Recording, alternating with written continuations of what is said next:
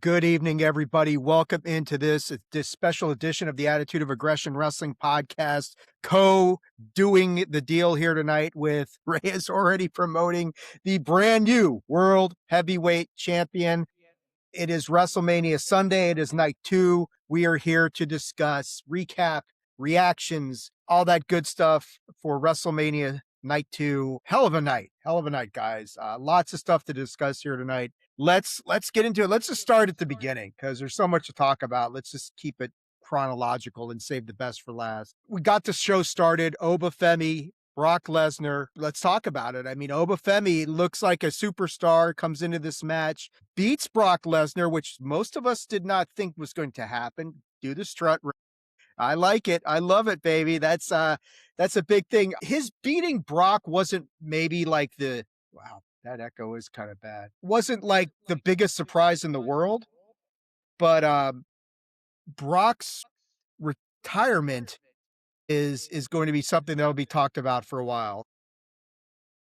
Yeah, Someone said hi to us in the chat. someone said hi to us in the chat. Who's saying hi to Someone us? very special. Mrs. Attitude's in the chat. Yes. All right. That's awesome. I got to at least respond to her. So yes, my wife is she's watching live. I think she's going to be feeding the pups. And I ditched her to go and do this thing with you guys. But Well, anyway, we love you. We love you for that. we love you, Mrs. Attitude. That's right. So yeah, I don't think Oba winning the match was the biggest surprise, but I don't know, like with all the talk about Brock and all the things that we've speculated with him and where he was going to go, this idea of him retiring at this event, I don't know if we anticipated that. But Brock at the end of the match with Oba, he stayed in the ring, stayed down for a while, really put Oba over in a big way.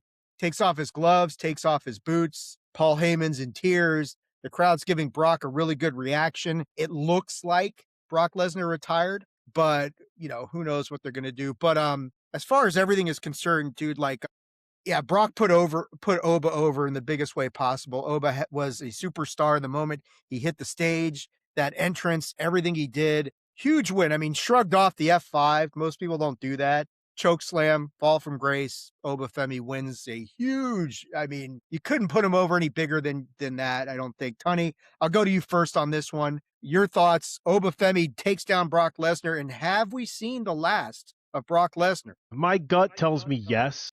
It'd be great business to see that Gunther's favor is to get him to come back. And it would add to what I already pitched for WrestleMania next year as we sit here and it's official. Like, honestly, backstage, Triple H, it's already on the next WrestleMania if he's anything like the guy before him. And I think a really cool thing would be that, hey, I beat Brock Lesnar. Gunther, I retired. Well, you retired him because I destroyed him, right? I mean, like, come on, that's huge. Although, like, that's like 4% of me feels like that could happen because, like, Brock Lesnar's not like, I don't think John Cena like was going to get involved physically. We talked about that, and I just feel like I would love to hear what Rey has to say, because I think the tweet Patrick put it in the Chair Shot Radio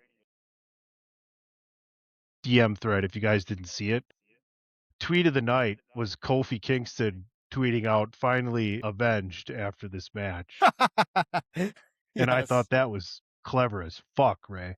To you, Rey, your thoughts. Oba Femi beats Brock Lesnar. He's the next big thing, obviously. Have we seen the last of Brock Lesnar? As a performer, yes, I think so. Brock's talked. He doesn't do many interviews, but he did an interview. I think it was Busting with the Boys, and he talked about how much he loves what he does, but he only does it at this point for money because he just hates being away from his family. And he talked about how he was about almost at that time. But this is a perfect example. And Tony, you're gonna feel like this is directed towards you, but it's actually directed to everybody else outside of you. This is a perfect example of why. Excuse me. Why But you're choked up about Brock stepping away. I get it, Rey. It's all right. Well, yeah, and I'm the only one that's been drinking. Sure. Perfect example about why we as fans can let what we want and our expectations change what is actually happening in our opinion of it. Because they played this so perfectly that I feel stupid. What I mean by that is, I mentioned on the pre-show with just me and Tunney, not once did Brock get any offense in any part of the build to this feud. Not once. But we were all so stuck on, well, SummerSlam in Minnesota. Well, Gunther's retiring, people. We never thought maybe Brock was telling us he about to get out the paint. Because I also told you, Tunney, and I'm sure you agree, and everybody else, Brock don't put over nobody like that. Not just in the match, but in terms of like actual like giving offense. If he either one don't really like you, or two don't see money in you. And my boy was doing leapfrogs I ain't seen since he was in OVW to get up for the fall from grace. You know what I'm talking about? Well, the filthy ones, justified or not, were immediately telling you Brock handpicked Oba to be in this match. It was Brock, like maybe, probably, but like you can't come out with that kind of level of certainty. Not with Brock No. Lesnar. I mean, For sure. Brock Lesnar should have kept really close to the vest as far as I'm concerned for everything I know. And one more thing I think that we missed so blatant in front of our eyes. Brock Lesnar is a combat sports athlete. He's not just a pro wrestler. He was UFC heavyweight champion. He was NCAA world heavyweight champion. He's been in the sports zeitgeist outside of being a professional wrestler, right? Are you guys interested to see the number? Sorry, Ray, I apologize. Keep going. Yeah. Doesn't it make sense that he would have retired on ESPN, and that's why they made that the first match? Yeah, it really. I mean, it's one of those things. Hindsight is 20/20. You know, it's like The Sixth Sense, right? When you watch it the first time, and you get to the end, and you realize, oh, there were all these signs and all these things that I should have realized as the movie went along. And there was a lot of that in here that now that you're looking back at retrospect and saying, like you're saying, Ray, Hindsight Brock got 2020. very little offense in that whole build to this match at WrestleMania. And, and this match was, in some ways, it reminded me of Goldberg and Brock when Goldberg came back and squashed Brock, but Brock actually got some offense and hit the F5. Oba shrugged that off, sort of. He got up pretty quick from that. He didn't come, and Oba was perfect in that. He didn't completely no sell it. He sold it a little bit, but still kind of no sold it, which was really smart on his part. But yeah, I mean, you're looking at whatever Brock's going to do, as far as this whole thing. I mean, it is kind of a short return. He came back at WrestlePalooza. He lasted 9 months, 8 months, less than a year, and then he's done. But at the same time, yeah, Oba Femi is a star in the making. And I guess that's the other question is one thing is Brock, have we seen the last of him? But what about Oba? I mean, how quick do you get him a championship match at this point? Go ahead. No, Either of you because you guys. want to say something else about the numbers too. I'm interested to see what this did on ESPN as far as like, Same. satellite and cable and everything else. Like, what was the peak, and then how good was the carryover? Because that ladder match was fucking stupid. Not to jump ahead, but go ahead, Ray. Talk about what Dave was bringing up there. Well, I want to shout out the fact that finally a black beat Brock. So shout out to that. It was 20 years in the making. We finally, so many of the blacks have gone down to young Brockton. No, man. I mentioned multiple times last night when it was us three and just again in the pre-show. What was important to me to see what happened was how they treated the new guys and particularly the new black guys. And they, all three of them, and I'm gonna shout out Jade and Lash too. Lash last night, Jade tonight. They all showed they believe in these guys. Think about it. Just a quick jump to the next match we're gonna talk about. Let's Three jump of the into guys, at least on that we can see. On TV, yeah. Yeah, They that got we a very can good see. commercial leading up. Right. For to it. sure. Right. The three that got entrances was the champ who had to get entrance, the Hall of Famer who had to get entrance, and the 21-year-old kid. Javon Evans. So yeah, they really showing out. Before we jump into the ladder match, I think we could all agree night 2 was far better than night 1. Everything about it was, except for the egregious amount of ads, which was still as bad from night 1. Match quality was better. The timing, I mean, whatever you want to say about the length of the matches for night 1, they got it right tonight. I think, most of the matches, and I even was messaging you during the main event, 5 more minutes and they're golden. And that's exactly what we got. 5 more minutes. They nailed that perfectly. But let's talk about the ladder match. Go ahead, Tony. I was just going to say, though, no longer can you have expectations of even lesser amount of ads on streaming because it's what network television used to be. It's a quarter of the time. And that's going to be the backlash for this, is that this felt too much like an episode of Monday Night Raw in a big fucking stadium with all the ads and stuff. It's a quarter of the time. And just one little bow on this. Raj Giri, the guy who used to run Wrestling Inc., used to own it, had a tweet that was, I think, really, really salient. He mentioned that somebody was trying to complain about, AEW don't have ads on their pay-per-views. He was like, well, it's because you're paying $50. He's like, well, we're paying $30 for this. And his response was, you're not paying $30 for WrestleMania. You're paying $30 for the streaming service. WrestleMania's on the streaming service. And you're not there for 6 hours, we forget that we're not paying for the show. We're paying for either the streaming service or the bundle of 4 streaming services. So, yep. Let's go to the ladder match. Let's talk about the Intercontinental Championship ladder match. Up until the main event, I'm like, wow, this is the best match of the night. That sort of thing. Those guys really, it started a little bit slow in the first 5 minutes, but boy, it really picked up. Everybody had a key spot in that match. I mean, literally everybody had cool moments that they did. Rusev was just the power in there setting things up for people. Perfect role for Rusev. You even teased a little bit like he might win this thing. Rey got moments in. Javon hit that huge OG cutter on Rusev, and Rusev sold the shit out of it. That was awesome. Rey with the West Coast pop on Rusev. Rusev took the most bumps in this match of anyway, so God love Rusev. Good job. But yeah, you got Dragon Lee hitting the Styles Clash, Penta with the JD McDonough got destroyed with the Mexican Destroyer on the ladder. JD McDonough hit a huge Spanish fly. These guys tore the fucking house down. It was one of the best ladder matches, Intercontinental Championship ladder matches. They've done this a few times at WrestleMania. This one probably right up there as far as the best stuff that I've seen. Tremendous match. Penta, I know a lot of us have talked about Penta retaining the championship. He does in an excellent match, and was on the TriCast, Tunney, you and I. That's right. It was me and you, buddy. Ray's been dancing around his room for the last week, dropping. I forgot. Yeah, I'm sorry. Where I'm tired. the fuck are where? Yeah, all day he's been doing this. Every time Ray and I do and bring this up, it's like, holy shit. I think you missed one spot. Did I? The clothesline, the leapfrog clothesline. I forget who it was to. Was it to McDonough? Yeah, you're that right. That was the beginning of the Spot Fest, and that one I think to me was the most impressive. Yeah. Ray, let me go to you first to talk about this match, man. Most impressive spot they didn't even show. And that's when, was it Rusev? Somebody knocked Javon and JD off the ladder, and Javon dove off, and JD bounced off the top rope and did a backflip. And they didn't even show the backflip.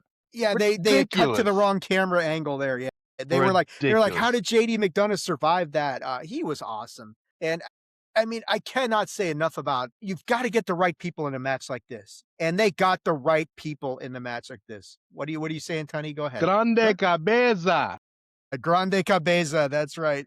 I got Drop you. the mic, Tunney. Give us your thoughts on this ladder match. You said it was stupid, and I don't know if you meant the match was stupid or just you were talking about colloquialism. Stupid is what he meant. Stupid, cool. Yeah, this match was sick as fuck, man. This was really good. Everybody did their part. And it's a testament to how the roster is a team. And nothing more exemplifies that than this match. All of these guys went in there and did their job, and they didn't really give a shit who was going to win. In hindsight now, yeah, maybe the right person won. Penta's a man on fire. We've talked about that all week. You can't even... It's stupid. It's not stupid, but it's slightly ignorant to wonder why they haven't brought the Lucha Brothers back, is because Penta's so damn good on his own. Right. Yeah. I mean, and that's the big thing, is he's doing so fire on his own right now that really you shortcut that and you do more damage, that you do more harm than good to get them together. It's like when Jay was riding that wave a year ago, and bringing the Usos back together at that time wouldn't have made much sense. And this is kind of a comparable situation. Go ahead, Ray. I want to double down on what Tunney said about the roster working together so well for this match. So we've gotten to the point now where it's almost expected that there's a ladder match at WrestleMania in some form or fashion, right? So we've seen a lot of them. At this point, it's got to be double digits if we're talking Money in the Banks, the ICO US title match, whatever. This is one of the best ladder matches I've seen, in that the margins, the middle part, the break between spot to set up the spot to set up, was so smooth. Because normally you can, there's a little lull in, someone took a spot, let me sell the spot, takes about 20 seconds for next guy to set up the new. It was moving, dog. It was running and moving and so smooth, and I was very impressed. Because that's the hardest part of a ladder match, is that middle part, and they killed it. And so it helps when, 5 of those dudes are essentially different versions of the same dude. Rusev was there because of, what he brings something that nobody else has. But they all worked fantastically together, and I wanted to double down on Tunney's point about that. That was a great point. It was, Dave, and you got Dave, you mentioned real quick before you move on, the start was slow, but I think the start was telling the story of how these guys were connected to begin with, and that meant more as you went on throughout the match. Like, Dragon Lee and Penta were just honored to be in there with Rey, and then once it got going, it's like, hey, I need to give it. If I really respect this guy, I'm gonna fucking try and beat him right now. Yep. And that came across in spades to me. it wasn't bad the way they started. It took a couple minutes for them to get going, but once they got going, it never stopped. And like you guys are saying, it's a testament to the guys that they put together in this match. Because like Ray said, there's been lots of ladder matches at WrestleMania. Some work better than others. I mean, that sort of thing. I mean, obviously the Hardys, Dudleys, and Edge and Christian, that's in a class by itself.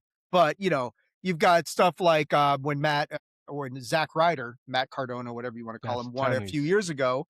Back at Tunney loves that 32. match. Yeah. On the pre-show tonight, I said, if it wasn't Rusev, I would have put Ryder or Cardona in there, because Cardona honestly, been in there. like, the biggest pop I've ever had for a WrestleMania victory was Matt Cardona, because I didn't think it was going to happen, and he won that IC title. Was And you didn't. one of I was there. great Nobody memorable thought moments. that was happening. I was there too. Yeah, none of us thought he was like the least likely to do it, and then he loses it the next night, and you're like, "What? Why?" The best part about that match is, remember, they literally switched the entire lineup like the week or so before. Trick and Lil exactly. Yachty on the live coverage post show right now. If you're if you're watching that and listening to us at the same time. Yeah, that's a perfect segue. Let's talk, because once we got done with the ESPN, the free part of this thing, and switched over to the bundled version, the first match we got, Sami Zayn, Trick Williams. I look, like, I mean, it was just 3 years ago. Sami Zayn was the most popular guy in WWE. Nearly beat Roman Reigns. Had that moment with Kevin Owens at WrestleMania. Now we're here. He's getting booed out of Allegiant Stadium. And I understand some of the reasoning behind it, but it's like, wow, that's a little bit shocking. This was an okay match. It wasn't anything to write home about. What's going on? What are you saying, Tunney? Something on? I think me and Ray Tunney and I is, well, I was gonna say Menzies, but I shouldn't probably say that on the show. I've synced. I probably shouldn't say stuff like that, but simpatico. It was an okay match. Sammy really carried a lot of the match, as he should have. Gets the win, gets the trick shot, and he's a United States champion. I mean, I think it's pretty clear Sammy's going in the heelish direction. We saw a lot of that in this match. And he played into that, and the crowd just wasn't having any of Sami Zayn. This is the thing about pro wrestling that's great that people don't understand. The fall from grace can be very quick and not too nice. And you see that with Sami Zayn. His fall from being beloved to where he is now was very abrupt. It only took a few sort of things happening, and it's all done. But Ray, let me go to you first on this one. Trick Williams captures the United States Championship from Sami Zayn. No surprise. I think we all had Trick Williams winning this match. What'd you think? I mean, so your thoughts on the match and Trick's debut. I mean, this is, goddamn, how long was that robe he was wearing? That was like one of those, like paper towel dispensers. It just kept going on for 70 yards. It was pretty crazy shit, man. I'm trying to figure out whose train was longer, his or Stephanie Vacquera's yesterday. His. So, dog, first and foremost, the Sami Zayn descent to Hildom is masterful storytelling. Masterful storytelling. Like I said 3 years ago, beloved. What's the one thing Sami Zayn can't do? Win a world title. Well, yeah. And don't you think that's affecting him? It does look like somebody who's becoming it's kind of like, it's like a mirror image, like Gargano, who's so depressed he can't wrestle, that sort of thing. And now you've got this whole thing going on with Sami Zayn. I can't win the world title. Ever since he lost to Drew for the 12th straight time, he has not been the same. So you're right, Ray. It's not just losing to Drew. It's the fact that Cody cheated and he tried to do the right thing, and Cody took advantage of it, and he couldn't reconcile in his mind. I keep doing the right thing and keep losing. Y'all keep doing the wrong thing and keep winning. Maybe I need to pay attention to that. Anyway, on to this match. Dog, Trick Williams is a superstar. You see it, you feel it, you know it. Triple H had the greatest line in his interview on Variety with Shawn Michaels. He was like, I don't even know what the hell lemon pepper steppers are, but I know it's over. Like, it works so well. And look, there's been a lot of what to do. That's a Vince line that he took. Well, look, I'm gonna attribute it to him because I heard him say it and it works. No, but you're right. You know what I mean? You know what I'm saying? Yeah. Like, I'm sure Vince did the same thing. Like, I don't know and I specifically remember stories that he was like, I don't know what that is, but what I heard out there, Yeah, for sure. And there's been a whole what to do about on this whole build about the number of celebrities. And this is why I don't give a fuck about y'all's opinion when it comes to celebrities. Lil Yachty should get signed to the company today. That dude is in it. And he's not just great on the mic and great in tandem. He's taking bumps. Like he's really doing could be a fantastic manager if he really Well, gave the time. I mean, Trick Mello Gang coming back together with Yachty as the manager you think they're going in that direction? Oh, shout out to Lash coming out with my boy Trick. just want to say, Aren't yeah, they that's married? happening right now. They're getting married soon. Okay. The progression that Little Yachty's made from when he first showed up until what he did tonight, he has learned that less is more in a very short period of time and has become even more effective and more credible, in my opinion. And I agree. I hope he sticks around. Like the irresistible forces and everything that should be together. That should be something that's going on. Maybe I don't know. It's hard though because you got to do the heel face thing. But I mean, Sure. I hope Yachty sticks around. We'll see what's up. I don't know. And my last thought on this, and we gotta move. I'm sorry, I don't mean to belabor the point. You're fine, Ray. I think a lot of us are looking back to the days of Jeremy Piven and to the days of Bob Barker and to the days of Mike Adamle when we think of celebrities. We don't realize that the celebrities that WWE is bringing in now, Billy Roll, Honey, Logan Yachty, Paul. The Jelly Bow. The Jelly Bow, Jelly, by shout out the to the way. Jelly Bow. Hashtag Jelly Bow. But all these people that they're bringing in now aren't just dudes that's here for a payday. They fucking love George Kittle was hanging out with one called Manders at GCW Spring Break. You know what I'm talking about? Chris Stapleton, who's won like 75 Grammys, was at an indie show the other day. Danielle Fishel Topanga interviews wrestlers on her podcast. They love this stuff. To your point, Ray, these are not just celebrities who are showing up hanging out at ringside. These are guys who want to get in there and work. They want to get in the ring, take bumps, do what it takes, and that's a huge difference. Kittle and Halliburton. Yeah, you're waiting for them to get into it because they're going to. Only reason Halliburton hadn't is because he's really happy his Achilles, but he would have done something. That's right.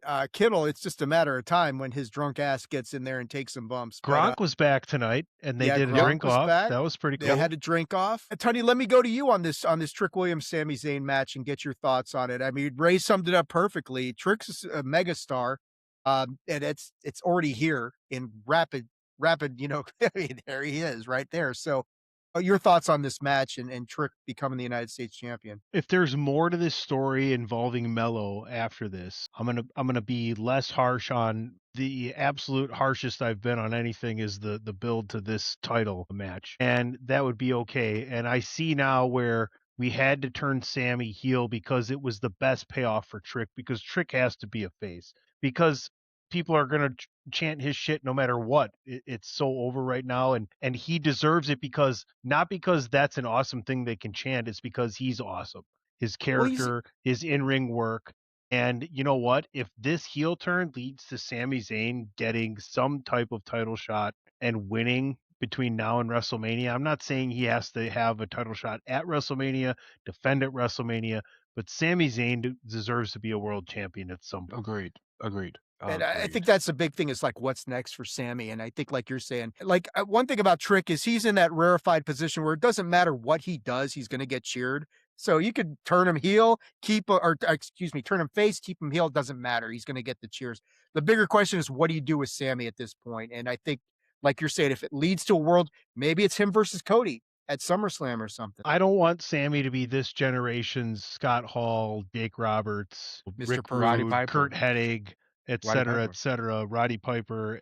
I don't want that. Yeah, I'd like to see him get a world championship. I mean, he obviously deserves it. If Kevin Owens is ready to come back, you start thinking about those two guys riding together as heels. Maybe that's something that happens. I don't know. Before we move to the next match, I did want to ask you guys something that came out of night one. This whole thing with Cody getting punted in the face and his eyes swollen shut and the orbital thing. Is that? I can't imagine that's a shoot. I mean, that's like a hell of a makeup job if they've done it. But what do you guys make of that whole thing? I mean, it looks convincing. but I don't know if that's real or not. Go ahead, Tony. No, Ray, you want to hit like our collective opinion that we came up with on the pre-show? Yeah, I'm pretty sure. I'm personally pretty sure it's a shoot, but Really? yeah, definitely. Like I orbital. lean a little bit the other way, but we both kind of agreed they working with it. Yeah, so even if it's fake or not, it's gonna be the story. If it's kayfabe or not. But orbital bones are ridiculously easy to break, and he was messed with the eye. They're gonna attribute it to the punt as they should for the story, but even before then, eye was bothering him. So if you've been checking on socials, it's the punch before the RKO to Charles Robinson that supposedly might have done it. Great, Yeah, 'cause man. see- Hold on, wait a minute. Ding yourself, dog. Yeah. What I that? can. What that? We're in the wrong chat. Oh well, ding. I can try and upload it while we're sitting here, Tunney. I'll get an effort. That's great. That's Sorry, great folks. journalism, bro. All of you listeners, you're gonna have to slug through the alcoholic greatness of PC Tunney because every once in a while we drop a bar. That was really good. That was Walter Cronkite is very happy with you right now. Yeah, I mean, it was weird. Like that match, it wasn't really sure where, Oh, here's a headline. Oba Femi calls out Roman Reigns. There you go. We're wondering what's going to happen next. And Oba's already. What did I tell you, Tunney? Yeah. My whole problem with Oba possibly winning. Tomorrow night. My whole problem with tomorrow night. Oba possibly winning Tomorrow was night. what's next. Monday Night Raw. Oba Femi beats Roman Reigns for the world. Takes the Yeah, title. no, That'd be wait a something. minute. Wait, back it up. Well, you want to blow the Back world it up. You want to blow up the world. There you go. I want to live in the world. Why for a did he bit. do I it don't wanna blow up. immediately? Don't do that. I don't know, man. I mean, I like the fact that Oba's already calling out Roman Reigns. It's like I already slayed the beast. Now I'm going to take down the tribal chief. I There's mean, nowhere else to go. They both wear the he same. only- Yeah, exactly. Where else do you go? If you have scaled the mountain, you're at the top of Everest now. Where do you go from there Yeah. except to space, right? I'm not gonna climb Ayers Rock. Like I'm going to the next big. You know what I'm talking about? I mean, he Roman went from went through an he's on epic top battle. of K2. He's at the top of K2. Now he's going to go to Everest. I don't know, man. Oba We'll see only what fought for happens. 4.5 minutes. Roman went Yeah. through an epic battle. See, Yeah, like that that's was true. I did not have a problem with the match length of that at all because it's like they dropped all the nukes that they were going to drop on each other in 4.5 minutes. You didn't need to go any longer than Ray that. predicted the whole match, basically. Did you? Okay. Yeah. Including the win? You thought Oba was No, winning? well, he thought it should be the way it happened, but he yeah. Well, that's right. Remember when we all kind of thought Brock, though. we all I thought probably Brock, could've but I remember myself. texting you guys at the beginning and said Oba should win, even though I didn't think he would. We all said that, but I galaxy brained myself.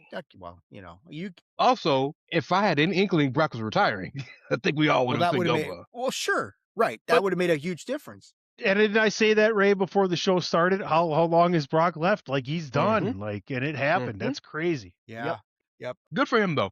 By the way, real quick.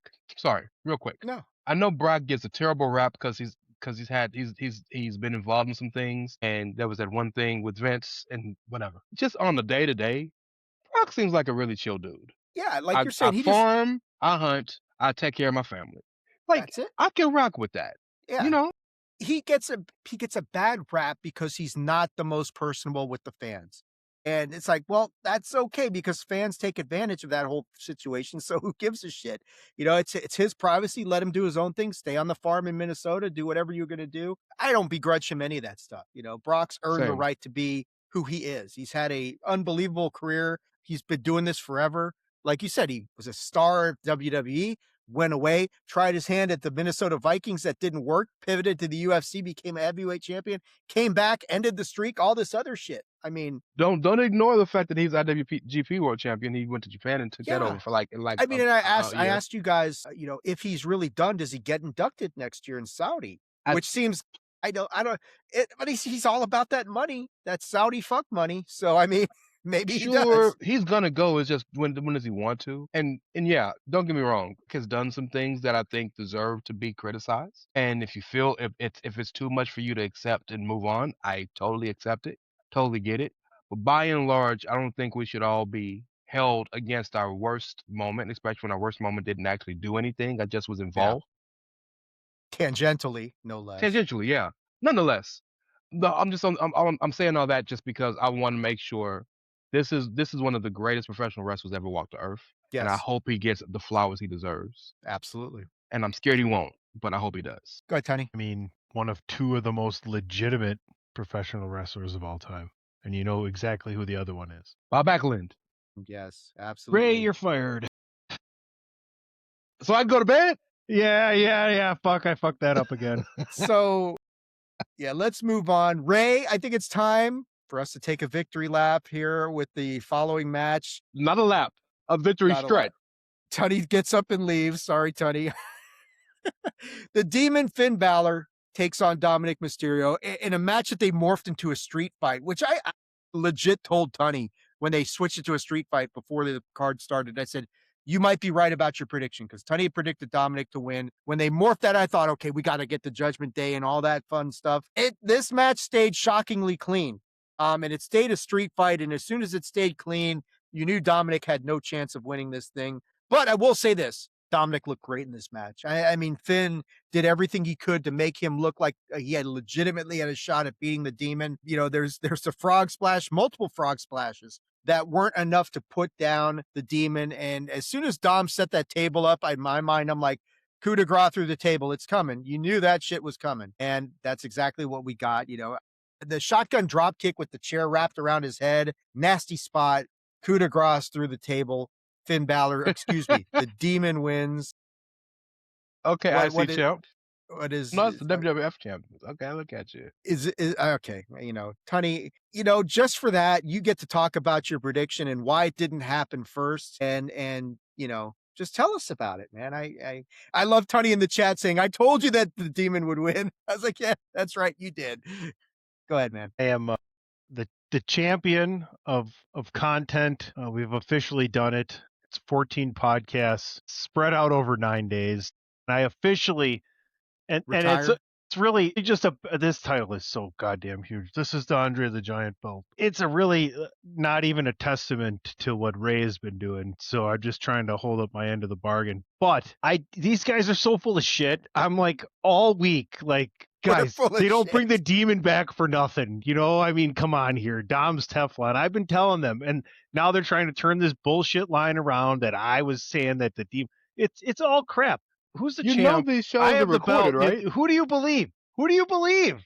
Do you believe these guys with no belts? Look at the, is that the face of somebody who would lie to the audience straight to the face? Belt right over here, man. What are you talking about? Who's the real demons here?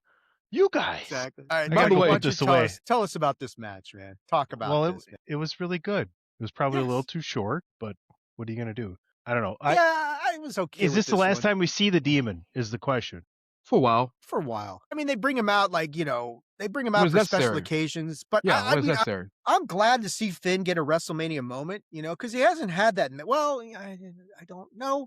I mean, like the last time I remember was like in 34. It was him and who was it? Him, Seth, and The Miz were in that Intercontinental Championship match. Yeah, it didn't work out. 35. He beat Joe. Yeah, that's right. You're right. So, I mean, it's cool to see Finn get that moment.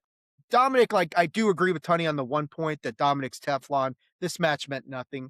I mean, it's not going to detract from him at all. And it just shows Dominic's growth as a professional wrestler. His growth in ring continues to just be awesome, off the charts. And it's great for his resume. You know, he's standing in there. He gives the Demon a really, really good match, nearly wins in a few places. And the Demon wins at the end of the thing. Go ahead, Ray, because I know Tunney doesn't, you know, he doesn't want to give us our flowers. I don't think he remembers we record these shows. Like we could go back and listen. Triple H, in case y'all didn't know, Triple H stands for Hunter Helps Hellions. I tried to tell y'all, dude booking the shows loves himself some Balor and the Demon. So we don't have to worry about that for a while.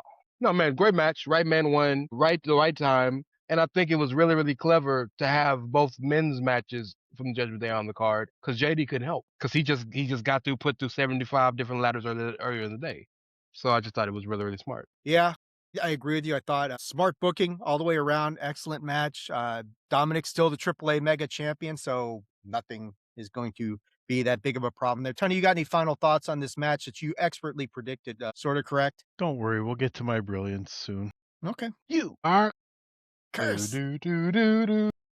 Before we get to the cursing part of it, let's talk about Rhea Ripley, the Eradicator, comes out all dressed in white, which is a new look for her, beats Jade Cargill for the the WWE Women's Championship. My thought on this one was I thought Jade looked great in this match. I mean, she's made a lot of progress, and Rhea did a really good job of making Jade look super strong in this match. I love the fact that it's great for Rhea that she gets to work with somebody who can match her with power. and her physique and all that sort of thing. Because Rhea doesn't really have a lot of those people to work with. Jade's one of those people who can stand in there with her. I know Jade loses the title, but I actually think she gained a lot of respect and a lot of the whole aspect of she stood right in there with the most popular women's wrestler in the world today. And the match went really a lot the way that we thought it would. Sure enough, the new faction got involved. Io Sky not only gets involved, but gets her own damn entrance, which I thought was cool because she kind of got, was the odd woman out and that whole thing. But at the end of the day, that's what we get. We get Rhea Ripley did a really nice reversal of Jaded, hit that riptide, gets the championship. This one maybe a little bit short, but not too bad. I like this match. Rhea looked really good. Mike saying Rhea can carry a women's championship. She can, Mike.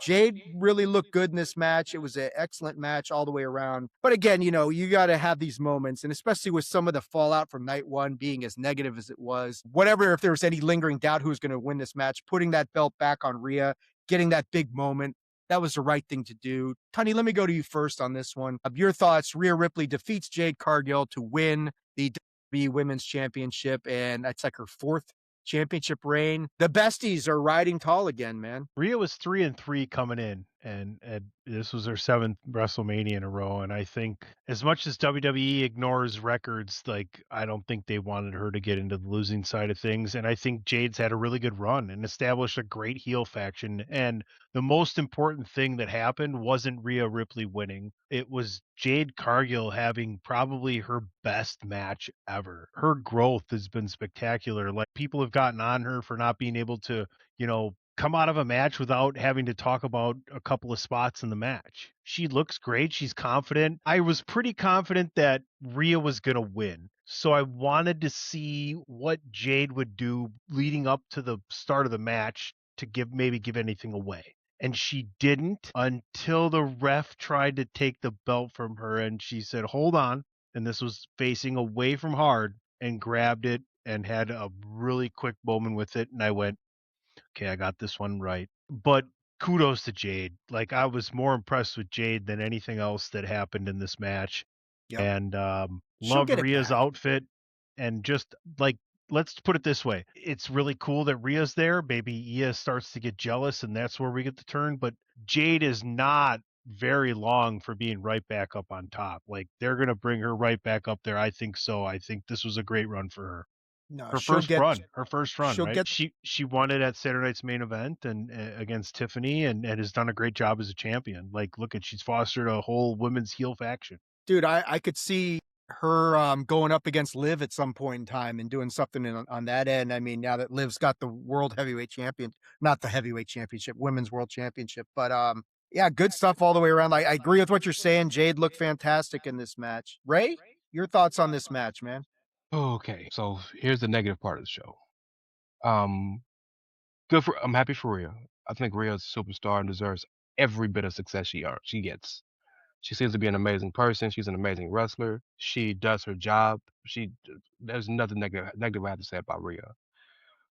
But I think this match and this situation is indicative of why WWE has such a massive babyface problem. And that's because they do not understand how to make their super baby faces interesting without championships. It's the reason why Cody gets such a mixed reaction. It's the reason why Bianca started getting a mixed reaction. It's the reason why you're gonna start seeing Rhea eventually start getting a mixed reaction, because you continue to make these people revolve around the championships. And the best baby faces that WWE makes that work are the ones that aren't baby faces at all. They just are themselves and people like them and they get cheered for it, or are the ones that have actual issues or drama. CM Punk is a great example. CM Punk don't always win a title. It took CM Punk a year and a half to finally get it. And the only reason he got it was because the dude who had it broke his shoulder. You know what I'm talking about? And so that's part of the reason why I was so upset and I wanted Jade to win so much more than Rhea. Not because I like Jade over Rhea or any of that. Not because Jade was more deserving than Rhea. But that we need to, one, make more new stars, real stars. And winning a championship don't make you a star. Keeping a championship and having big moments makes you a star. Number one. And number two, you can't think of a moment of when can you think of Rhea's past 5 years and you can remember a time when she didn't have the title, wasn't fighting for the title? Yeah, This to your is point, probably the biggest portion of time within that time that she hasn't, right? Right, Leading and up what to was it, this? 6 months? It's been over a year since she had the championship. No. But I did not just her at championship, fighting for the championship as well is what I'm talking about. Yeah. The periphery yeah. of the championship is the problem. Yeah, you're right.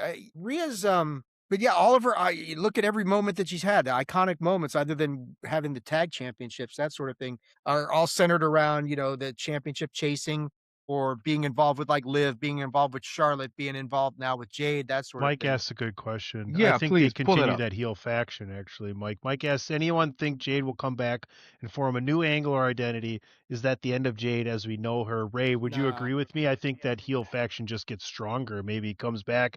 And you mentioned on the pre-show, you're okay if Jade lost this if it's the beginning of this rivalry. For sure. I want to see more go forward. I think we're eventually going to have to get to a point where Rhea and Io, there's some type of separation there, for whatever reason, whatever way. But to go directly to the question, which is a great question, Mike, we love when you come holler at us. Appreciate you, Mike. Jade Cargill is one of the most self-motivated, self-confident people that's ever been in this professional wrestling business. Jade Cargill was offered a developmental deal with WWE and said, no, I'm going to AEW because I can start wrestling next week. Jade Cargill literally negotiated the same music that she had with AEW for WWE because that's what she wanted. Jade Cargill is just using her real name in a time when 90% of people have to change their name. She doesn't have a history in wrestling to keep that name. Jade Cargill is very much the type of person who is very confident in who she is and what she does, and doesn't want to change much about herself if she doesn't have to or she's not forced. I don't see Jade really changing a whole lot about herself right now. I can see down the line, maybe if there's something storyline that makes sense for her to change. The one thing you will see change with Jade, I think, is I think we're going to see Jade wrestle a little more. Because when you're champion, sometimes you kind of got to back off a bit, especially when you're a heel champion because of the whole spectacle and attraction thing. But now she's not champ. And now that Mia and B-Fab are with her, I can see more matches, which may help her because that's always been the knock. Can she wrestle? But I don't see the character changing much. She answered really well tonight, whether she could wrestle or not, because she's made a lot of, like Tunney was saying, lots of improvements shown in that ring tonight. Go ahead, Tunney. So Ray brought up a great point, though. Like, is Rhea turning into Charlotte? Or, right, like always around and going to get resented? Or I don't think so. I can understand where you're coming from, but I see it differently. I see Rhea more as a Stone Cold, as the female Stone Cold, that no matter what she does, people are going to love her. Trick She's Williams. closer. We talked she's- about that with Trick. Trick's the she's- same way. She's much closer to Stone Cold than Charlotte. I think Charlotte's hate comes from the fact that Charlotte won titles and for reasons she never won. There's no reason Charlotte should be a 14 time. But you know what I'm saying? Like, you I do. feel like the trend in one way. I feel like it's that way. You know what I mean? Not Sure. necessarily 100%, but we bring yeah. up these points, Right. which is, it makes a great discussion. But that's the reason why I cited Bianca and Cody. Sure. Oh, no, yeah. Because Well, we talked about Cody and what Exactly. they had to do for night 2, you know. and remember the build to WrestleMania 41, Bianca got booed like the heel, well, she did nothing wrong I in remember. I storyline. remember. It's just Yeah. they were tired of Bianca being in the world title picture. Right. And Rhea, maybe they get there, but it's going to take a while. But I do like you're saying, Ray, we got to get to Rhea versus Io, especially then there's that built-in story that Rhea has never beaten her. So, I mean, that as long as that exists, you've got that in your back pocket. You know, you could sit there And hot take, she won't beat her as a babyface. who Rhea won't beat her, is it? No, I she'll don't think it probably happens. Yeah, Dave, you got to pull the ding and the buzzer over into your media bar over here. I know. I'll do that eventually, but I'm not gonna. I got to work on it. You sent it to me, and I just never uploaded it. So you're right. I gotta take care of that. But yeah, Rhea Ripley wins the championship. Really good match that they had. Jade showed a lot, and kudos to Rhea for really making Jade look good because it was very important for Jade to look as strong as possible in that match. I love nothing more because we're honest about what we see, right? Like, we're WWE guys for the most part, and that's the way it is. Some of us, dabble in more things than others, but we're honest with our opinions and not in a hateful way that we don't like something or do like something. And I love when a superstar improves and just shows us like, hey, you know what? And it was in one of our threads today in a text message thread where AJ Styles had said to Hunter, everybody needs to go to NXT. And he's like, why? He's like, because I was lost for 6 months. Even AJ Styles thought he should have went to NXT before he came to the main roster. Do people understand the difference between what's going on in maybe if WWE you're and like everywhere else? Like let's if you're Kenny Omega, you don't need to go to NXT, but everybody else probably needs to go to. He's not AJ fucking Styles, that's for sure. So maybe he does. Jade broke out the one-winged angel tonight in her match against Rhea. So I mean, that was V-Trigger next, right? Yeah, she needs to work on Kenny's moveset. There's probably 5 to 10 people I would say don't need to go, and it's maybe less than that if we start listing them out. But by and large, everybody needs to go to NXT. Like if MJF was to ever make the jump, you don't send him to NXT. No, but are any of those names you just said AJ Styles? They're not. No, and he thought he should have went. Yeah, in gravitas, no, but I think in terms of understanding that side of the business, I think MJF understands the entertainment and the production side of the business more than AJ Styles ever did. Well, yeah. My demented mind will wrap my head around as the least likely people that need to go there then. Sorry. Speaking of demented, let's go to the segment that took place before the main event. Because, Tunney, you are cursed. I mean, and this segment was John Cena, The Miz, Kip Wilson looking for their WrestleMania moment, or Miz specifically, and Wilson looking for the WrestleMania moment. And the weirdest part of this whole thing was Michael Cole calling them midgets, and then revealing that they asked to be called midgets. And I'm like, what? I was like, what are we doing here, guys? Is this like the Native Americans insisting that the Redskins go back to being called the Redskins because they asked for it? Or I don't know. I mean, this whole segment was a little bit odd, but like you did call it, Tunney. We're going to have some sort of segment here because we're ahead of schedule, that sort of thing.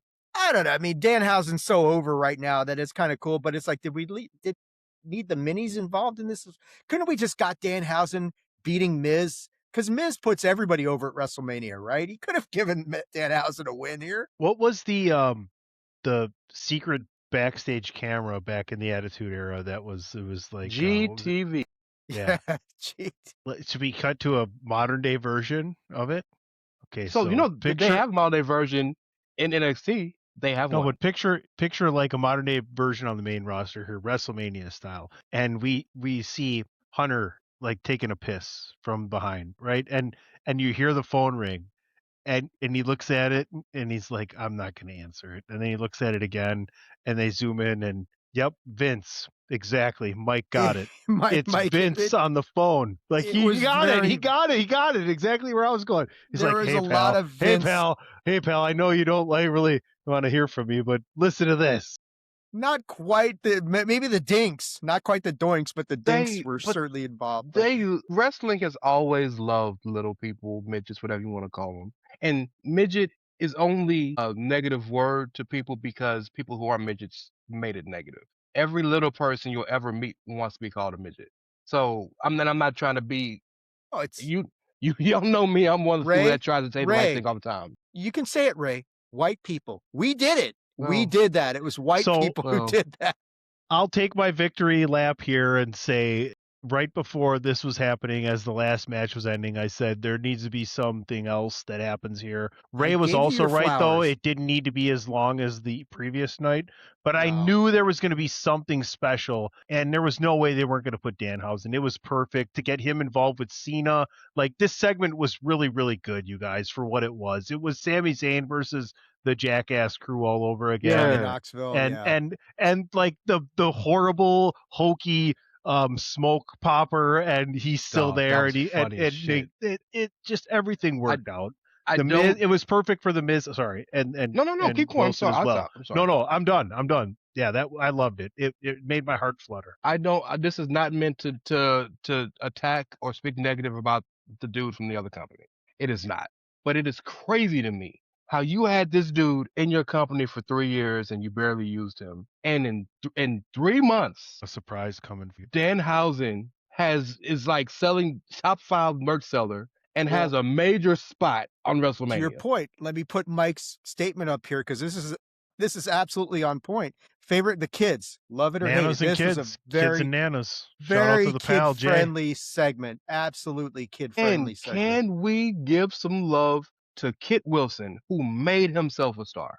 He ain't a superstar yet, but he made himself viable overnight. Is Elton injured? Is that why he's teamed up? Elton may never wrestle again. Elton has a very bad neck injury. Oh, okay. All right, that's not good. But yeah, good for Kit Wilson to get in there and all that sort of stuff. But yeah, it's a fun segment, especially for the kids who are there in the audience and everybody's wearing Danhausen stuff. And he really is. I mean, he's really people who didn't get it when he first showed up. Now they all get it and they see this guy drives merch. He's entertaining. Is he ever going to win a championship? Not unless they bring back the 24/7 title. But other than that, he's there to do what he's there to do, which is drive merch and be entertaining for the little ones. And there's nothing wrong with that. WWE is still very family centric. Let's get to it, guys. The main event, CM Punk, Roman Reigns, guns to the sky. The head of the table is back. I've heard a lot in the chat that you guys were saying. A lot of people are saying this is one of the best WrestleMania main events of all time. I would have to concur with that. Just a tremendous match that these guys timed it perfectly. I mean, I even made the comment, like I said, 5 minutes left in the match. I said, we need 5 more minutes here. They gave us those 5 more. I was calling the match. I was going to text you guys like 10 minutes left saying they got to break out the submission moves now. And they did. Guillotine choke, Anaconda Vice, Punk.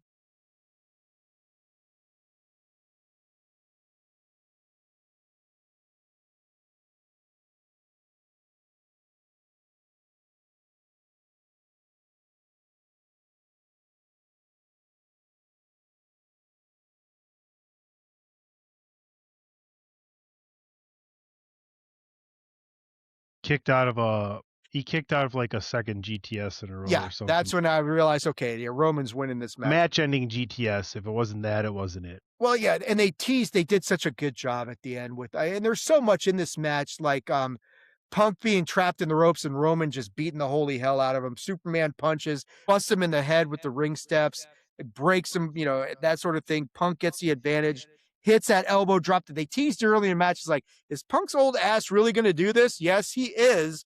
Elbow drop through the table. Just awesome stuff. And what do we surprise. Chris Platt surprise. Welcome to the show, Christopher Platt, Bash's dad.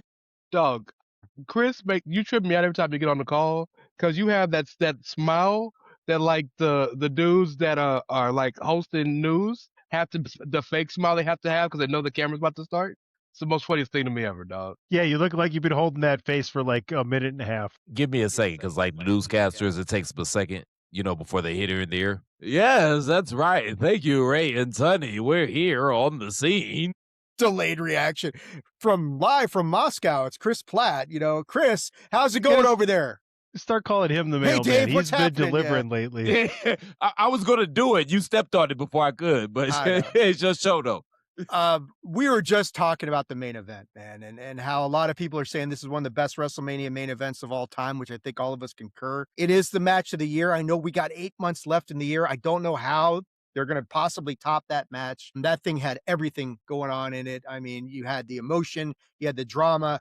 It was executed flawlessly. At the end of the day, Roman Reigns, Punk just runs out of steam because, Roman called him old. And at the end of the day, he was old and he ran out of steam.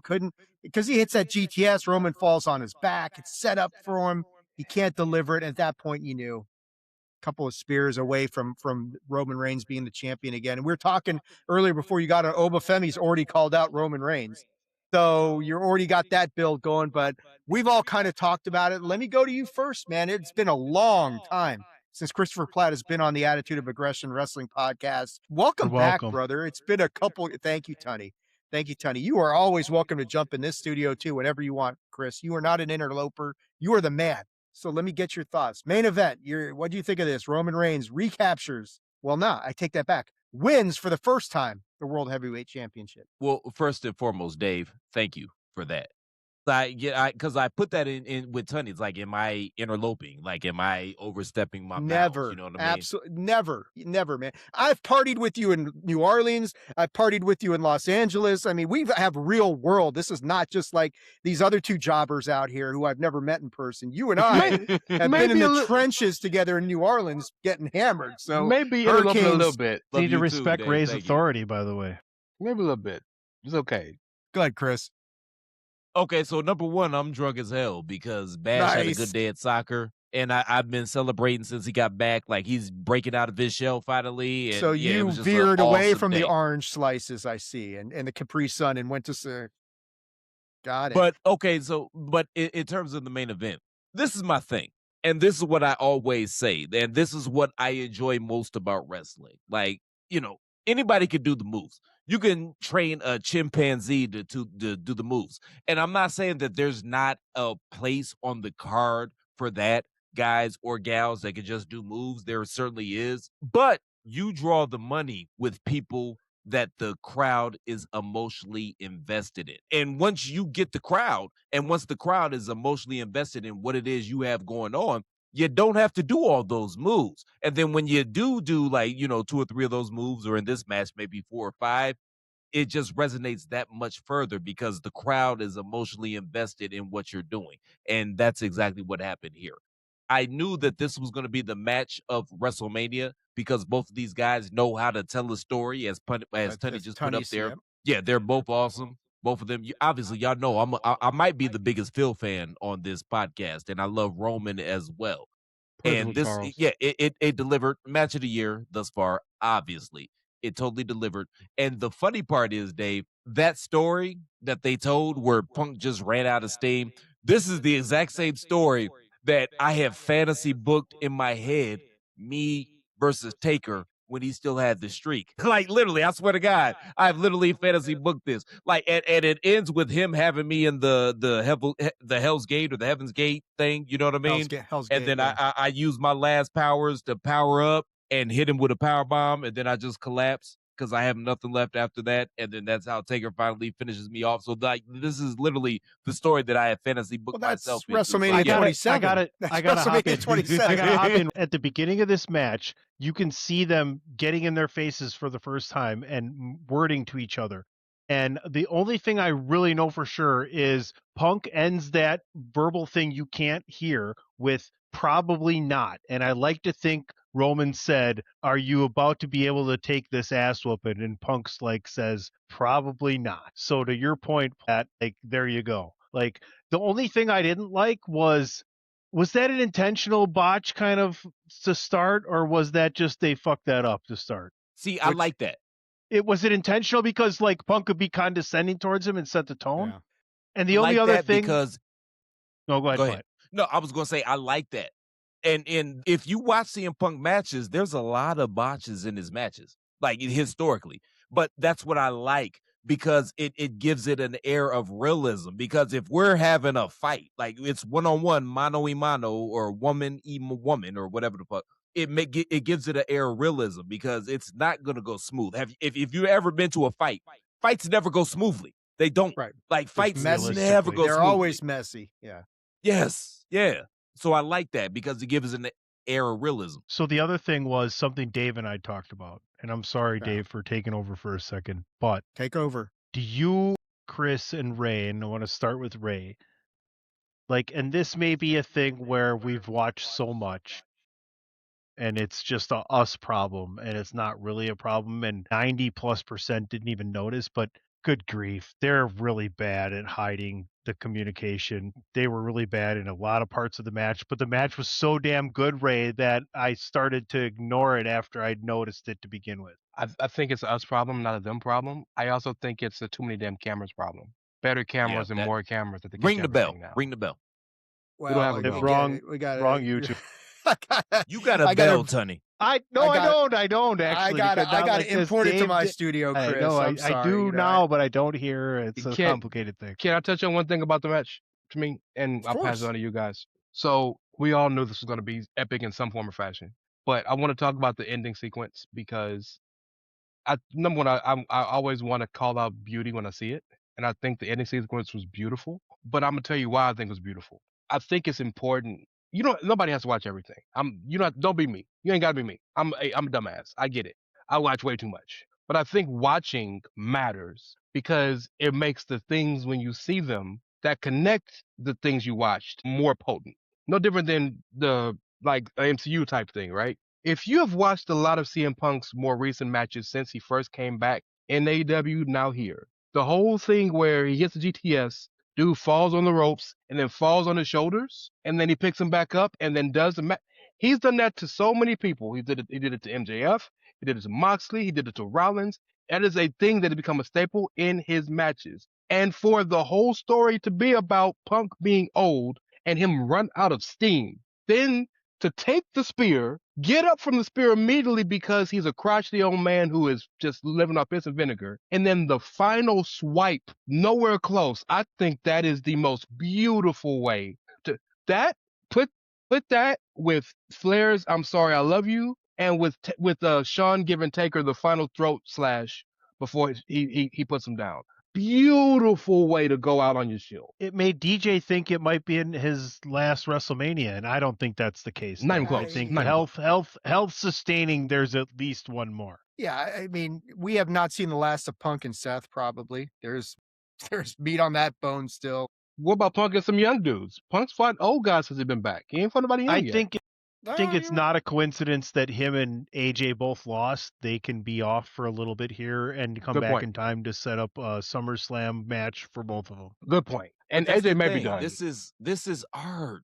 Like, other than hip hop and jazz, I legitimately believe that professional wrestling is America's greatest art form that it has ever produced. Because when it's done well, when it's done right, there's literally nothing better. Yeah. And this was done right. One thing I'll say about like what Tunney was talking about, those guys, they were calling a lot of it in the ring at the beginning of the match, but that kind of dissipated as the match went along. And I know, like you're saying, it's not, I don't know if it was whether we just weren't paying attention anymore because the match was so good, or there was some stuff that they hadn't worked out ahead of time that they were trying to work out amongst themselves at the beginning. And then they got to where they knew where they wanted to go. Maybe that's what was going on. But yeah, I agree with Tunney. There was a lot of talking going on early on in that match.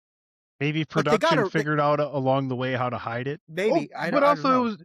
I mean, so Can I When just you- say, though, I got to interrupt here and say Yeah. something really special. I love where we've gotten because we're here with like 4 of the guys that have worked together for so long. And this is a really great discussion. And I feel like it's just like a culmination of everything we've worked towards to be able to sit here and have this cool discussion with 4 guys. I think this is an epic discussion. So I'm going to sit back. I'm sorry. I'm really proud of the discussion we're having right now.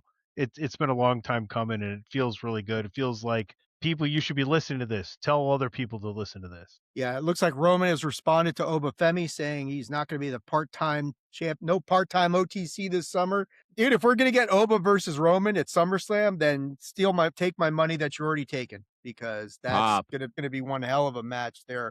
how crazy do you think it'd be if they did a clash in Legos? You mean like wrestling in Legos? Like Nigeria? Legos, fool. I'm being Nigeria. silly, man. I'm being silly. We did talk about Aesop taking Lego bumps. We talked about Legos in our private Yeah. chat. Like, I'm just saying, man. I'm being silly, man. That's So, called a Ray, callback in the industry. Ray, you're talking about them going to Nigeria and doing a clash there? So they have been talking so much about their global expansion, right? Ah, So the 2 places we haven't seen them do a major show yet is where they have major contracts is India and the North Africa area. Nigeria ain't quite North Africa, but it's close enough, right? Yes. Lagos is one of the biggest cities in the country, in the world. Have you guys seen them cards on socials though from Africa where they're like dirt rings, but they're putting They're on all the moves? so It's good. like, man, yeah. I don't even yeah. know what's going on or who's what, but you can tell from the characters and the involvement. Cody bought him a ring. can we get Clash in Antarctica at some point? I mean, I'm Okay, down with Dave, Clash in Nah, Antarctica. you- That's fine. you- I have I fun. might be a little ridiculous right now, but come on. There was some shit going on though with that Nigerian promotion where the promoter was like stealing money and stuff like Mhm. that. I don't, yeah, that was the thing. You can find it on the internet. It's a long ass article. You can find it. To that point, I want to shout out Cody Rhodes and Will Ospreay because they really gave back to those kids and those dudes. Yeah. They did. Yeah. Yes. Before we cut out of here, So, Sonny, you want to say something, Dave? I'm sorry. Well, I was just trying to plug Dave. He brought up Antarctica because it might be Well, unidentified history kind of thing coming up. that's So, Look that's at co- that that's coming synergy. up soon. Well, Ray, you already know that from the last episode. in a You were on flash. there. In a flash. That's a Mrs. Attitude thing. So yeah, we got to take care of Mrs. Big time Attitude on Mrs. that. No, what? I didn't say that. Ray. Shout out to Mrs. Attitude, by the way. Thank you. Okay, everybody, shout out Babe, they're talking to you. She's downstairs. We love you, Mrs. Hey, Attitude. did you tell Miss Attitude Amber and I said hi last night, Dave? I did. She's probably coming up the stairs now and you know gonna interject herself. But the one thing I wanted to talk to you guys about the 8,000 attendance carried over from night 1 to night 2. So that's a thing, I Ooh. guess. But that 3? It's Was the it Punk and Roman effect. Mike's got a good question. How many times has the table of the announcers broken? Anyone Was get a it count? At 3? least Only- they broke. Never the Spanish announce table. Always the Colin Barrett. No, I think the Spanish announce table got broken tonight That's because so Roman 4. put Punk through the Spanish announce power table. bomb. That was the final. So Yeah. 4, because there Yeah. was 2 last night and there was 2 tonight. Yeah, the French dudes, the normal guys, and the Spanish announce. No table was safe tonight, so they were That's the- multilingual in their destruction. But the fact that there was more people there, that's the Punk and Roman effect. Like, with all due respect to Cody Rhodes, like we have documented data that tells us that both CM Punk and Roman Reigns are certified draws. Also Love add you to so that. much right now, Chris. Also add to Say that. it again. You just solidified a point I made in a different show. Thank you. Well, we talked about it in the TriCast. One of the big reasons to put the belt back on Roman is because he's better for attendance. And Punk's a draw, but he's not a draw like Roman is. But he's certainly more of a draw than Cody is. Absolutely. Add to that point though, Dave and guys, about Sunday. Traditionally, WrestleMania is a Sunday show. The Saturday thing is still new, so there's still people that want to go to Sunday because they think it's the bigger, more important night. It usually is. Mrs. Attitude's jumping in here. Everybody can't make both nights, dog. Everybody ain't got Hey the kind of money guys, to do give both me my nights. husband back. Hey, Is WrestleMania over? Can I have my husband back? Hey. She wants to know. No, basically that's what that was. Not Yes, yet. it's like Hey, also, shout out also, to Kayleen. also pull Chris back the says hi. curtain. Amber says Chris hi. is trying to be the tribal chief tonight on his own. Well, I mean, Well, you're already saying, later you're already tonight, saying that in a few minutes, You're already yeah. saying Amber's already fantasizing that you're Roman Reigns and all that kind of stuff, Chris. So whatever gets the job He done. looks for you. behind him. Shh, keep it down. Let him tell the No, story. no, if you no, guys I'm would be looking quiet, he'll behind tell me. the story. Shh. No, Everybody be no, quiet. y'all don't Shh. understand. No. Y'all don't understand. Like you're on the right track, but you're on the right train, but on the wrong Bash. track. I was looking Bash. back to see if Bash was falling asleep. No such luck, buddy. No such luck. No such luck. No. Hey, So- put your ones up, my boy, if you know what I'm talking about. Israel. Before we cut out of here, guys, your final thoughts. I'm going to start with Chris Platt. Your thoughts on WrestleMania 42. Man, comparing it to last year's a little bit difficult. Night 2 certainly delivered in so many ways. But overall, I mean, it's the second straight year they had it in Vegas. It probably underdelivered both years a little bit. I don't know what you think of that, Chris. Well, like I said last night on our pod, like inevitably, easy for me to say, there's going to be a night that's going to be better than the other. And that's kind of our penance for having a 2-night WrestleMania as opposed to the work shift WrestleManias that we had gotten used to, i.e. WrestleManias that lasted as long or even longer than a work shift. So that's just kind of what it is. I feel like this night definitely delivered. I agree with you, Dave. Like up and down the card, every match was good. The ladder match, those I'm kind of over ladder matches, but they play better in person than they do maybe on television. They do because I've been in attendance for a bunch of ladder matches, but overall, yeah, this was the better night. I got to give the devil his due. As much as I hate to say it, I feel like Tunney was right. The whole Pat McAfee being injected into the main event last night, I feel like that might have just been a ploy to try to sell some more tickets, and it gave him a reason to take down the ticket price and get more people in there. I will see what happens with that afterwards.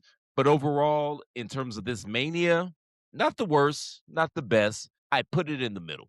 Like night 1 disappointed, night 2 over delivered. So it's kind of in the middle. I don't want to give it a C because I feel like it's better than that. But at the same point in time, I feel like a C is average, and that's how I feel about this Mania. So I just want to, if we can do this, and Ray knows we had this discussion. We're trying to rate things out of 10 collectively across what we do. So if you guys can, and I know it doesn't mean anything. If you want to have like I rated oranges, or then that's your cool gimmick thing, fine. But Well, if you're going to give it a number score, rate it out of 10. yeah, I mean, we do this all the time on the Big Five project, and we don't have the benefit of cage but match. to Andrew help us. and Steven Mitchell's coverage also, which are huge connectors for us, rated out of 10. So It's a Go ahead, Chris. website thing. connect yeah. with them. Go ahead, Chris. 1 out of 10. What do you give this? I'm going 7.5. because I really thought that night 2 delivered, and I enjoyed every match on this show. They literally made a new star in Oba Femi, and Brock retired, maybe. I don't know. We'll see. But he put him over, and now we have a new star. And the main event delivered. Like that main event was spectacular. So yeah, overall, I would say 7 out of 10. Ray? I'm gonna give it an 8 out of 10. I enjoyed the show. I definitely enjoyed night 1 more than you guys. Wasn't perfect, but I enjoyed it more than you guys. But I think ultimately we'll remember this two-night WrestleMania for 2 things. Well, 3 if you want to be cheeky and say the whole controversy about the tickets and whatever. But 2 real wrestling things. 1, how epic the main event was, and 2, we have finally witnessed the ascension of the new guard. The new guys that are going to be taking over this company, men and women, they really showed out and were showcased. Oba, Lash, Trick. Javon. You know what I'm saying? There's so many new people, even to a lesser extent, that like guys like Dragon Lee, who had never really had a spot to that level. You know what I'm talking about? So I just think that's so important because all 4 of us on this show have all in some form or fashion kind of insinuated that Oba should either be champion or be fighting for the championship within the next 6 to 12 months. That doesn't happen without this match. And so we'll remember this 5 years from now. If he doesn't beat Brock, I mean, whether Brock retired or not is one thing, but Oba had to beat Brock to legitimize himself to the point that you can step to the tribal chief after he delivers a match like that. So I agree with you, Ray. Tunney, what do you give this? 1 out of 10, and you can't refer to cage match because it's not there yet. Real quick, Can Tunney, tell before you- you go, like, just real quick, brother. Like, we talked about this on Nefarious Me's, and I said the same thing. At some point in time, whether this was or was not Brock's final match, at some point in time, you have to start cashing in some of that Brock stock to make other guys. And this whole build has been about that. And they literally have just made them a new main event guy. Love it. I'll just start and then give some commentary. 8.5. Brock retired. No. Brock retired. I see your air Dave. quoting. Yes, sir. So let me just say, it's interesting. We'll see what happens. I think so, but maybe not. Everything was really good. The night 2 was great. The first night, you want to shit on it, go ahead. I didn't like the fact that the Pat McAfee thing didn't make sense, but after that, everything else was pretty gravy. I like it a lot. I love that ladder match tonight. Yeah, I think I'm with Chris on this one. I'll go 7.5. I had lots of problems with night 1. The match length times really bugged the shit out of me, but they more than made up for it here in night 2 with one of the best main events of all time that just delivered on every front. Oba, when you can make a new star in less than a 5-minute long match, I mean, you've done something right, and they pulled that off. And I mean, they accomplished so much in such a short amount of time. Loved the ladder match. Loved every match tonight. I mean, Sammy and Trick was a little sort of thing, but they made a new star, like Ray saying. Trick came out there with the longest cape in history, but I thought that was awesome. So yeah, look at Mike saying hi. Yeah, Mike, that's the wife. She actually came up here and sometimes she says, Mike's in the chat. I'm like, yeah, babe, we know that Mike's in the chat. He's one of our. Everybody loves Yeah, Kayleen. can you get her ass on camera real quick to wave to us? Can you do that, Dave? She left, man. She went downstairs, but Fair enough. I could text her, try and get her up here, but anyway, guys, I think we've covered all the bases we can cover here tonight. WrestleMania 42 is in the books. Another year done. Next year we're in Saudi Arabia. Well, we won't be, but that sort of thing. Which Jam in the Sand is it, Chris? Which one is it going to be? 12? Jesus Christ, what number are we on now? I have no idea what number we're on. Is it 12? I think it's 12. Is it 12? Yeah. Now, here's a controversial take, and I The want to more get your oil guys' we will opinion on this. delve. Before we get out of here, Mike saying, it would have been better if Vince was writing. Hard for me to say that, but it's true. It I don't wouldn't know. be, bro. It Not wouldn't even be. close. Not even close. Yeah, It I wouldn't don't. be. Like Vince was great at the sizzle part, but in terms of like writing you got to understand what Triple H is doing. And I have a lot of qualms with Triple H's booking, but he's trying to put the toothpaste back in the tube, i.e., trying to get wrestling as close as he can back to what wrestling was. He's got a lot of chiefs that he has to answer to and a lot of corporate shit, but he's trying his best to put the toothpaste back in the tube, and it takes time. It just takes time. And if Well, you I think. Go ahead, Ray. and if you like diversity on your card, What's not happening Well, with Vince? yeah, I think, you're getting to the point where, like Chris is saying, a lot of the new guys are coming up. Like you're saying tonight, a lot of the ascension of the new guard tonight. And that's going to help Triple H a lot. It gives him a lot more flexibility, a lot more things to work with moving forward. So, Vince has his moments, but the reason it's hard for me to like jump on that bandwagon is just because Tony and I have been covering so much of the Big Five project and looking at Vince does a lot of things right, but then you look at some of the decisions he's made, like let's put Lawrence Taylor in the main event against Bam Bam Bigelow. It's like, what the fuck are we doing, Vince? Hold on, Miss Attitude. Chris wants you on camera. Please. So yeah, so there she is. Hey guys. Hey, Talk about How kicking are your you? coverage. How you doing? I'm good. Out Great to see kicking you. my- I'm You gonna know try to what, get my Tony? son over here. Bash, Fuck come you, here, man. Tony. Yeah, tell your wife Come here what for I a said second. though. Tony said that I outkicked my coverage with you, which I've known for a long time. But You certainly did. Hold on. Yeah, Come I back. know, Yeah, I see, know Come I back. did. don't Tell her to even come start back. with me. Man. wait, come Tell her back, to come babe. back, please. Here. Hold on. Chris wants Come you here. to see Sebastian. Bash. Yes. Come here. Come here. Hi, Sebastian. Say hi. Say hi. He's so No. cute. Now you got the dogs Thank you. upset. Thank I mean, you. Thank you. they think somebody's here now. Cameos notwithstanding, guys, I think we have covered all the bases here tonight. It is, of course, it's been a pleasure working with you guys this WrestleMania season. Tony, got you acknowledging your thing. tribal chief, or something else going on? I'm acknowledging all of you actually. But one last question around the horn, real quick. Monday or Friday? There's always something big on the shows after. What's one thing you'd like to see on Monday or Friday? I mean, the Raw after Mania is traditionally supposed to have something big, but like Ray has said, he's given up on that whole thing, and I tend to agree with Ray on that. I don't anticipate anything major happening. Call-ups, debuts, surprises. I can't think of anything. Can you guys? I don't know what they could. Other than JC Jane's the only one who I think's coming up. That sort of thing. Joe Hendry But might yeah, be but called is up. that really that big of a deal? No. Joe Hendry might be officially called up Yeah. because he's done down Yeah. there. There's a few people that could or should be done. Maybe Ethan- Ricky Saints, but I mean that's not really. Ricky that's not, will Or stay Ethan longer than Page. Ricky will stay longer than Ethan because Ethan's been there longer and they need someone to draw that show. The call up would be cool. Something important. Here's what I want. maybe the Hardy Boys. They don't. I don't one think last they don't. run. They don't want to sign. They're very comfortable signing with TNA and just getting them checks. What I Fair want enough. I'm is go ahead. what I want is a big, important alien storyline that moves forward to the next pay-per-view. Start it Monday or Friday. Well, they might have started it tonight with Roman and Oba beefing with each Roba other and a Oba, little bit. baby. Roba and Oba. There's an episode title right there. Roba and Roba and Oba. Oba. That, The yeah. And I only Robo-Omen. had one cocktail. Shit, so I mean, You're Jesus. Aren't those the women that used to host the NBC morning show, Roba and Oba? Close enough. Yeah. Roba, Oba, and I can Hoda. go with that. Close enough. I can go with that. To quote the great Christopher Platt, who was here with us, I can smoke a bag of that.